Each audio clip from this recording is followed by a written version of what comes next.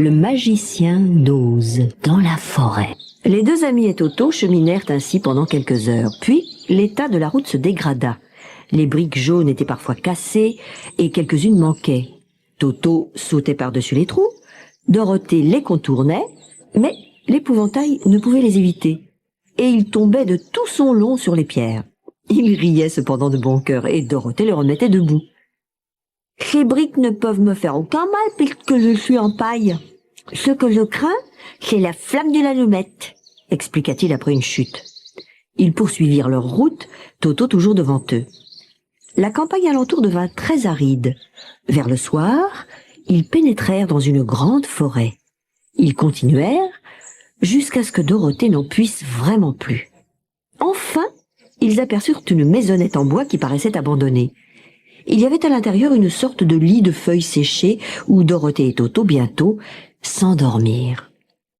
L'épouvantail, qui n'était jamais fatigué, ne se coucha point et attendit patiemment le lever du jour.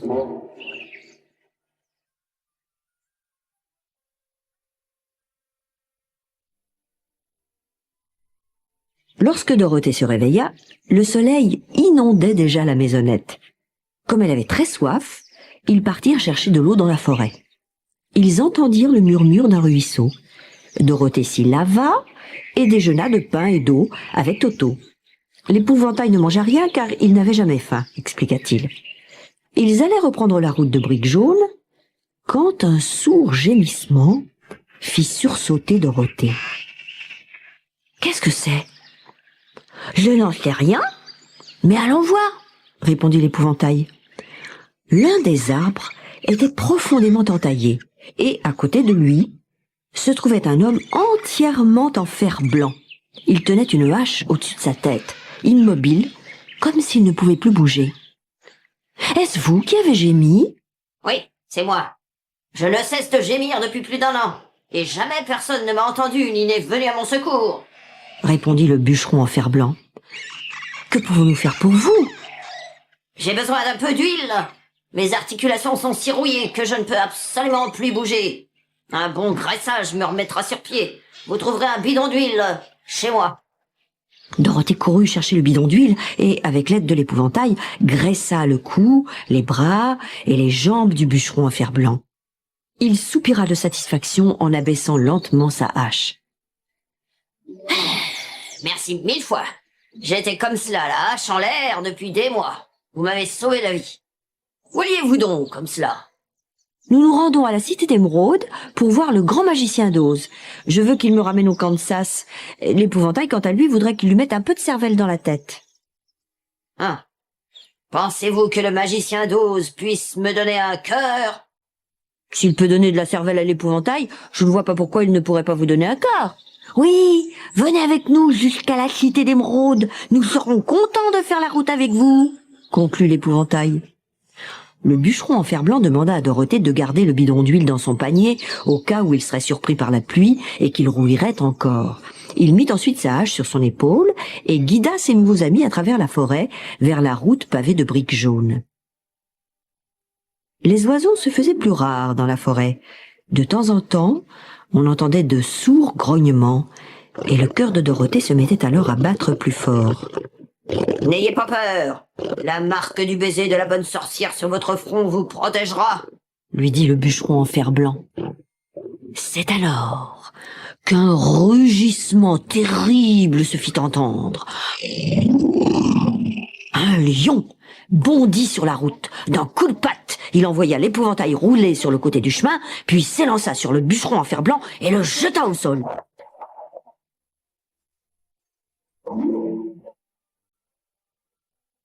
Tout petit qu'il fut, Toto courut vers l'énorme bête en aboyant.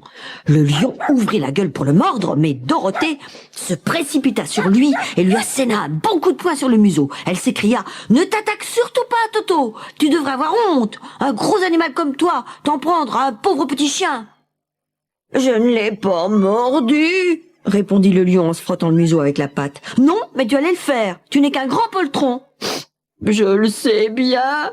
Ça me rend très malheureux.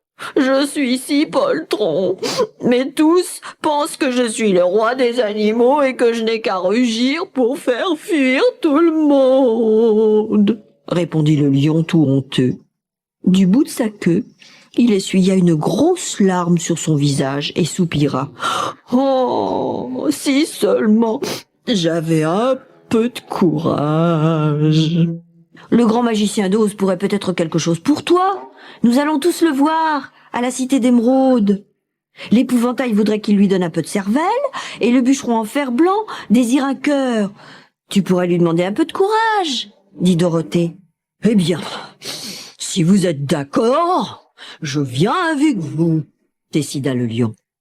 Bien volontiers, tu nous aideras à éloigner les bêtes sauvages. La petite troupe se remit en route. Le lion marchait d'un pas majestueux à côté de Dorothée. Soudain, le bûcheron en fer blanc essuya des larmes. J'ai marché sur un pauvre petit scarabée, et je l'ai tué. Les gens sans cœur devraient s'efforcer de se montrer moins cruels avec les êtres. Peu de temps après, ils entendirent de curieux grognements venant des arbres. Le lion chuchota. « J'ai bien peur que nous nous trouvions maintenant au pays des Kalidas. Ce sont des bêtes monstrueuses, avec un corps d'ours et une tête de tigre. Leurs griffes sont si longues et si acérées qu'elles me déchireraient très facilement. » Dorothée frissonna. Soudain, ils furent devant un gouffre large et profond. Épouvantés, nos amis se regardèrent puis s'assirent pour réfléchir. Au bout d'un moment, l'épouvantail dit « Je crois avoir trouvé la solution. Ce grand arbre est au bord du gouffre. Le bûcheron en fer blanc pourrait l'abattre et faire tomber sa cime de l'autre côté. Il nous serait alors facile de franchir le précipice. »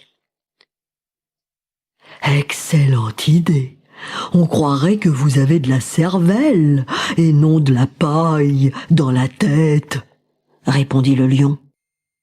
Le bûcheron en fer blanc se mit aussitôt à l'œuvre.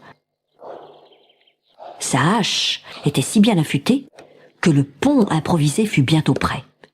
Ils s'apprêtaient à le franchir lorsque, à leur grande frayeur, ils entendirent de féroces grognements et virent deux grosses bêtes se précipiter vers eux. «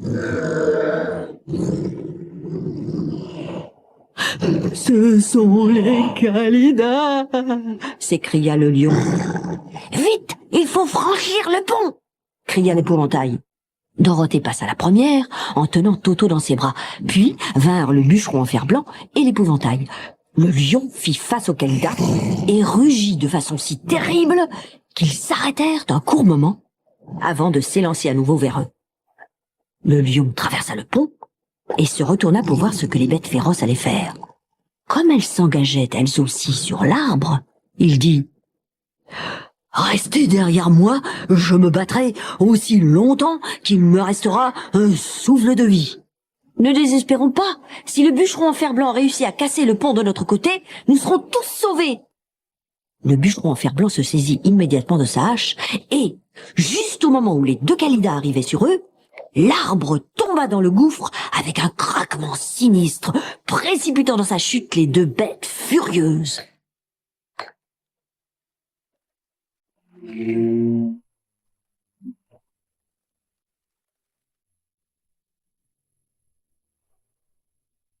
Le lion poussa un énorme soupir. « Oh, j'en ai le cœur qui tremble de frayeur. » Ah, comme j'aimerais, moi aussi, avoir un cœur dans la poitrine, dit tristement le bûcheron en fer blanc.